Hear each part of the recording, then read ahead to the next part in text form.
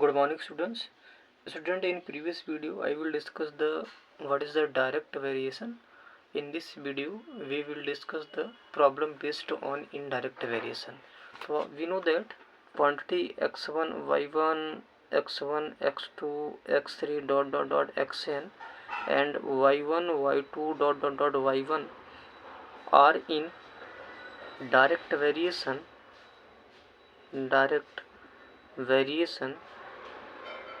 if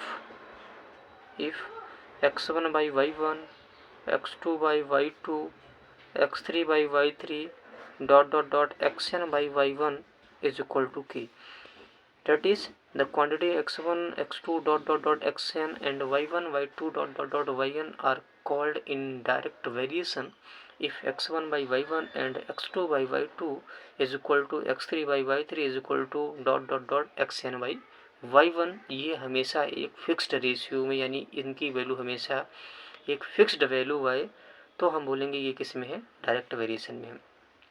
let's now discuss the sub important example based on the direct and indirect variation in SB number 5, page number 117. One example is here. Here is the given one table and the solution is asking check the given table is given information is indirect and direct variation or not. That is question example. Let us discuss the example number first. Check the whether the question x and y given in the table below are in direct proportion. क्या ये direct proportion में है? तो student समझाते हैं. अगर quantity example number first, अगर ये x की ये सारी वैल्यूज लिखी हैं 5, 6, 11, 13 एंड 20, y की वैल्यूज रखी हैं 25, 30, 55, 65 एंड 100. अगर बेटा ये डायरेक्ट वेरिएशन में तभी होंगे सब 5/25 is equal to 6/30 is equal to 11/50 is equal to 13/65 is equal to 20/100. अगर इन सब की वैल्यू एक फिक्स्ड कांस्टेंट आ जाए तो हम बोलेंगे ये किस में है, डायरेक्ट वेरिएशन में है. अगर हम इनको कैंसल आउट करें तो ये 5 20 5 5 या 25 1/5 ये भी आएगा. इसकी भी वैल्यू कितनी आएगी, 1/5 आएगी. इसकी भी वैल्यू कितनी आ जाएगी, 1/5 आ जाएगी. इसकी भी वैल्यू कितनी आ जाएगी, 1/5. इसकी भी वैल्यू कितनी आ जाएगी, 1/5. इनकी भी वैल्यू कितनी आ जाएगी, 1/5. तो all these values are the equivalent to 1/5. Thus we can say that 5/25, 6/30, 11/35, 35/65 and 20/100 are in the direct variation. तो ये जो गिवन है वो किस में है, डायरेक्ट प्रोपोर्शन में है.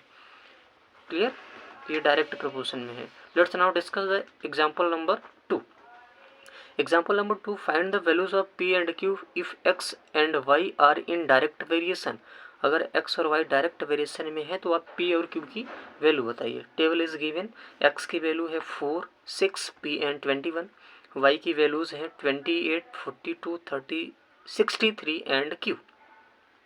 तो this values are in the direct variation if x by y always क्या आ जाए, कांस्टेंट आ जाए. यानी एग्जांपल नंबर 2 ये कांस्टेंट आ जाए तो 4/28 is equal to 6/42 is equal to p/63 is equal to 21/q. Suppose say this is the first, this is the second and this is the third and this is the fourth. तो from second and third, यानी ये वाली equation से और इनसे equation से क्या जाएगा, 6/42 is equal to p/63. Solve करेंगे बच्चों, क्रॉस मल्टीप्लाइड कर दीजिए. तो आ जाएगा p is equal to 63 multiplied by 6 divided by 42.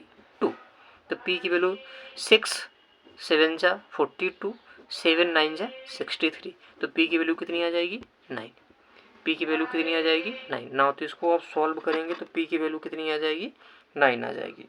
Now from equation number 4 third and fourth से क्या आ जाएगा, p/63 इज इक्वल टू क्या, 21/q है. वी नो दैट p की वैल्यू कितनी है, 9 है. तो substitute 9 in this equation. 9/63 is equal to 21/q. Cross multiplied कर लो बच्चों. q का क्रॉस मल्टीप्लाइड 9 में करोगे तो 9q is equal to 21 multiplied by 63.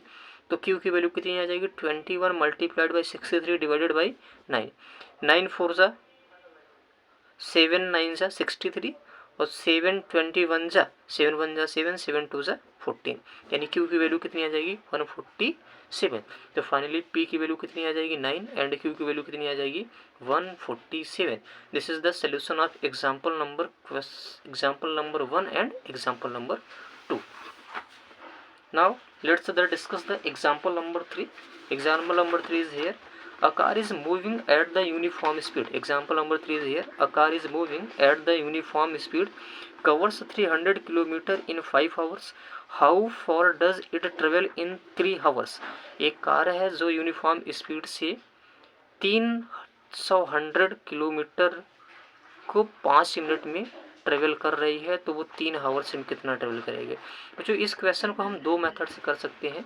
First method number 1 bye using direct variation method. Direct variation method में हम क्या कर सकते हैं, ये कार की स्पीड और टाइम का टेबल बना लो। ज़रा स्पीड और टाइम का टेबल बना लो, स्पीड और टाइम का टेबल बना लो। डिस्टेंस वर्सेस टाइम का टेबल बना लो। डिस्टेंस कितना है 300 किलोमीटर है, तो कितना टाइम लगा 5। अब क्वेश्चन है कि अगर टाइम 3 आवर्स हो जाए तो वो कितना डिस्टेंस ट्रेवल करेगी, यानी x की वैल्यू बतानी है। तो वो डिस्टेंस मैंने x मान लिया।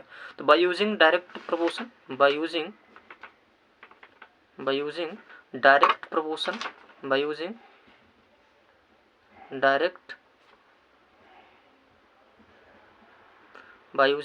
प्रोपोर्शन क्या आ जाएगा यहाँ से 300/5 इज इक्वल टू x/3। ये हमेशा अगर ये डायरेक्ट प्रोपोर्शन में है तो 300/5 का रेशियो x/3 के रेशियो के सिमिलर होना चाहिए। तो यहाँ से सॉल्व कर लेते हैं। x की वैल्यू आ जाएगी 300 मल्टीप्लाइड बाई 3 डिवाइडेड बाई 5। तो यहाँ से x की वैल्यू आ जाएगी 3900 डिवाइडेड बाई 5। x की वैल्यू आ जाएगी 100 किलोमीटर। यानी अगर 3 किलोमीटर 3 घंटे में अगर मुझे डिस्टेंस ट्रेवल निकालना होगा तो वो कितना आ जाएगा 180 मीटर आ जाएगा। दैट इज क्या था। फाइनली एक बार फिर से इसको रिकैप कर लेते हैं इस क्वेश्चन को। A car is moving at the uniform speed 300 kilometre in 5 hours. How for does it travel in 3 hours. ये 3 घंटे में कितने डिस्टेंस को ट्रेवल करेगी। तो इस क्वेश्चन को हम सॉल्व कर सकते हैं पहले मेथड में by using direct proportion method. We make the table distance versus time. If the distance is 3 km, then time taken is 5 hour, and if the time taken is 3 hours, then you find the you have to need find the distance traveled. तो by using direct proportion 300/5 is equal to x/3 and यहाँ से x को calculate करेंगे फिर आ जाएगा 180 kilometre.